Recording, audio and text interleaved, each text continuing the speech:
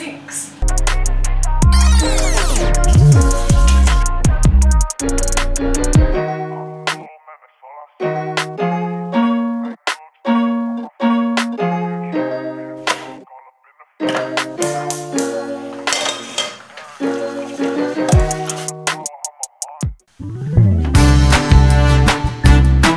Change your pad 4 times a day and the average period lasts 6 days, then 4 pads used over 6 days equals the sum of 24 pads. That will cost you £3 to buy this pack of 24 pads. Then £3 used over 12 months totals £36 a year spent on pads. So let's think about the cost of menstrual cups. If one cup equals £10 to £20 on average, which you can use every single month for many years, and period pads, which some people use as well, cost £10 to £15 per pair, and washable pads are £4 each on average, or you can DIY your own, then the zero waste period total is £24 to £39 as an upfront cost which can be used over many years with no disposable waste.